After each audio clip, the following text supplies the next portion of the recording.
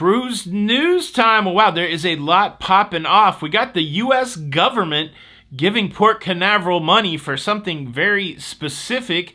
Also, we've got a big return of a fan favorite on Disney Cruise Line. We also have one cruise to rule them all. A huge day for Norwegian Cruise Line and Carnival Cruise Line straight up warning its guests to behave or else. Cruise news. Let's talk about it.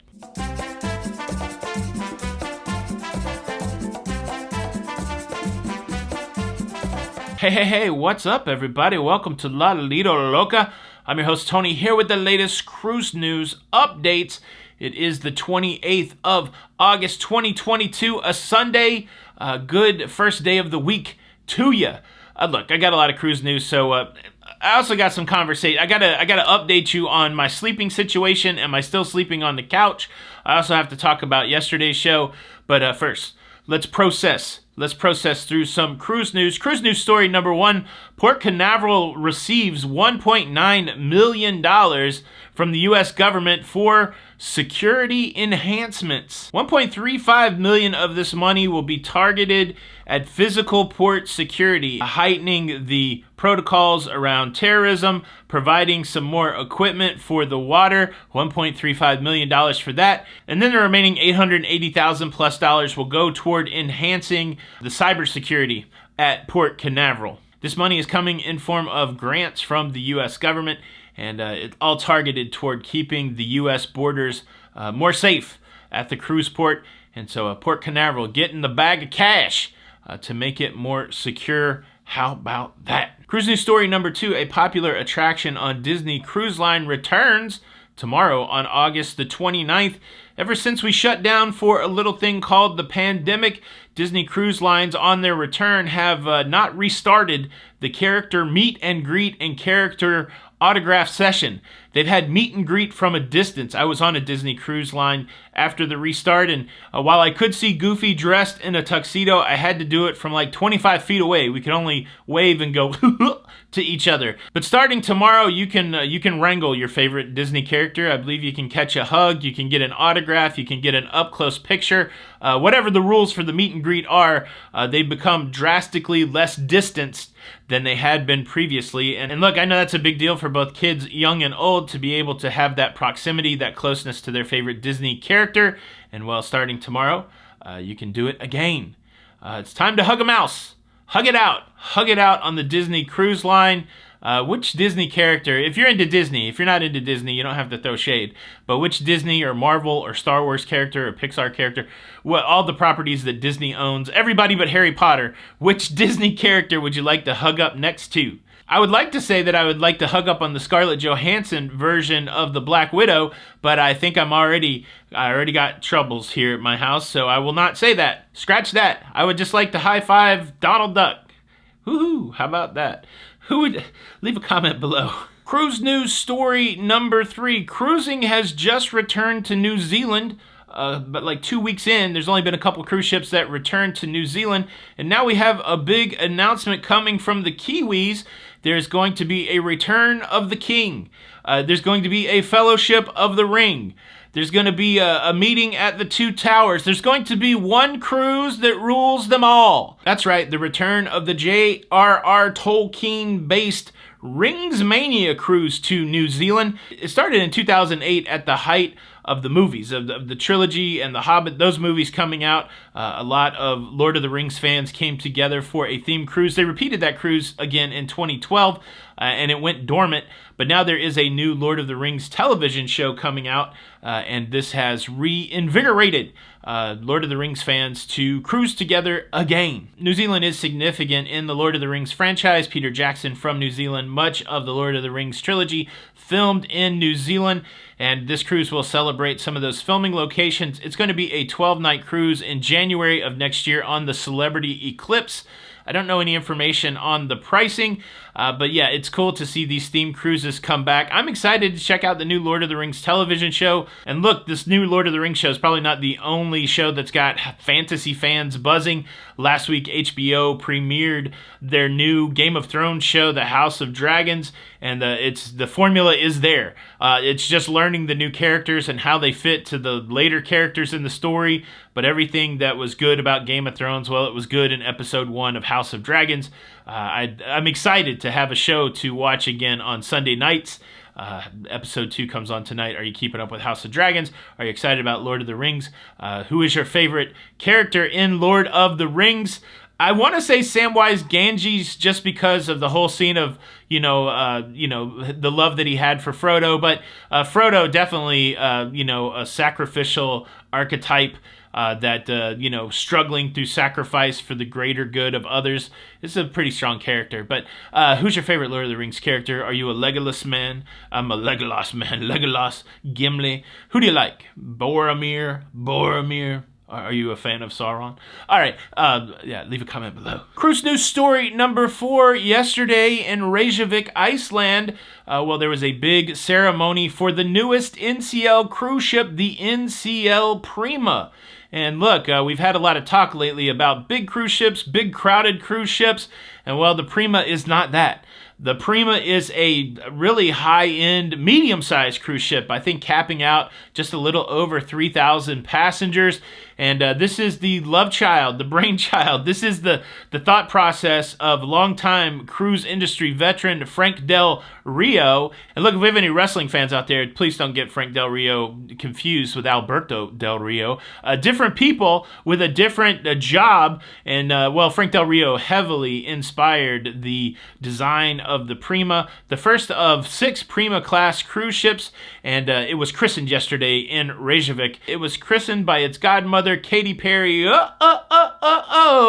Yes, the Prima. She has been christened. She is ready for her inaugural sailings. I will be on the Prima later this year, and we also have a Lido Loca group cruise on the Prima next year. So if you want to cruise with the Loca fam, if you want to spend some time with the lovely Jenny B and myself, and if you have an extra couch to sleep on, maybe check out our group cruise page on our website, lalidoloca.com/group cruise, and you could join us on one of our sailings.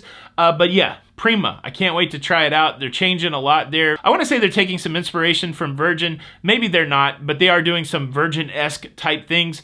And so I can't wait to see how that plays out in the larger... They're really trying to elevate the base NCL brand to more of a luxury brand. So that's kind of neat to try to start moving their caliber of ship up from just one of the 3, I would say, mainline budget lines kind of thing, to move it up into a more elevated offering. So that should be interesting. And MSC's doing the same thing. A lot of cool stuff going on in cruising.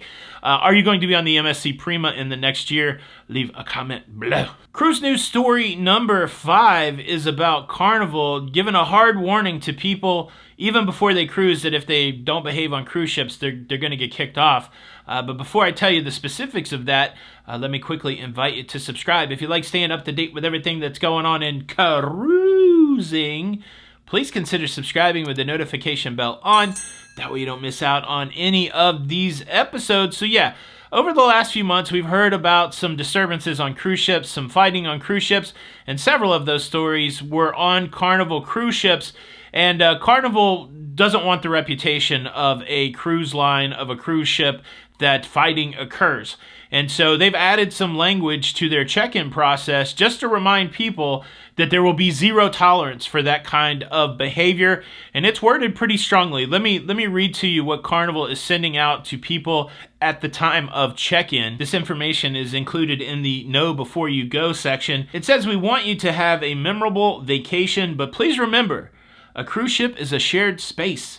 Our Carnival values underscore that everyone should feel welcome and included, and that everyone on board demonstrate care and respect toward others. It continues on. No one will ever confuse a Carnival Cruise Line ship with a school library, but our experience has taught us that everyone has a better time when children are supervised, noise in the hallways is kept to a minimum, guests follow cues, and the spirit of community and neighborliness is shown by all. So that's the gentle reminder to be a decent person, a good citizen on a cruise ship.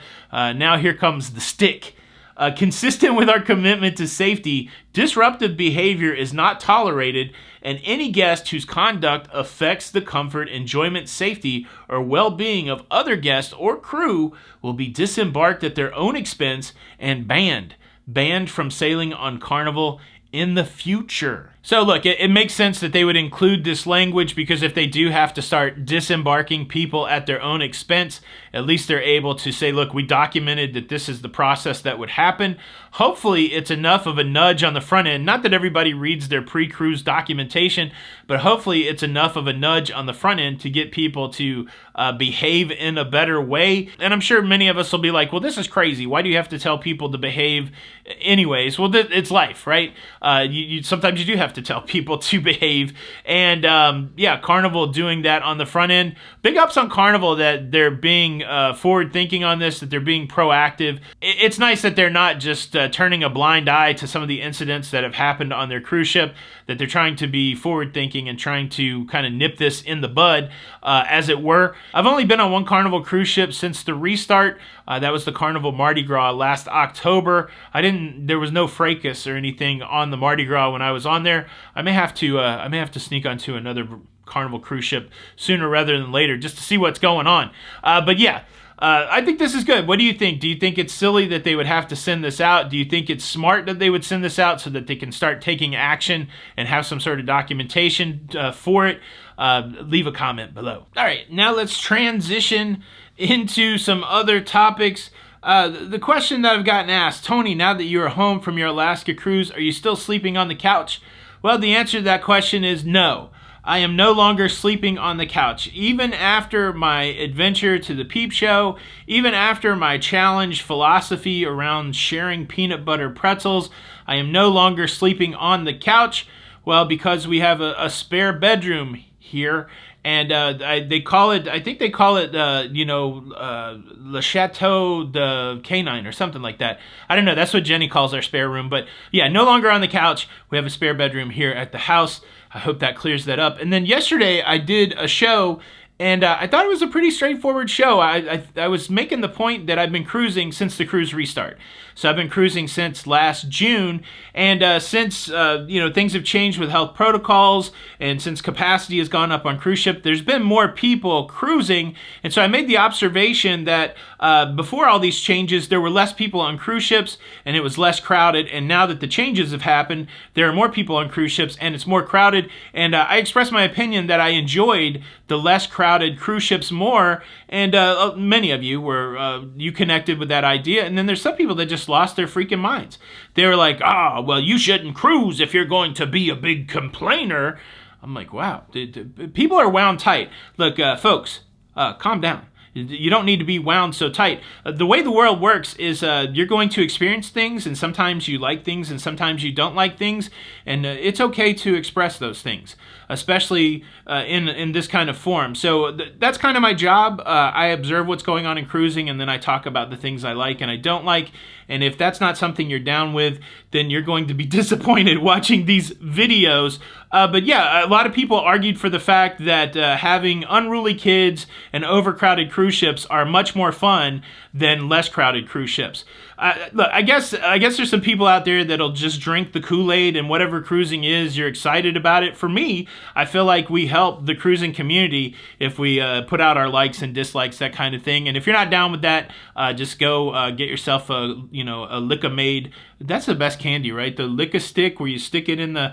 I digress. Go make yourself some Kool-Aid, sit in the corner, and tell yourself everything's okay in the world.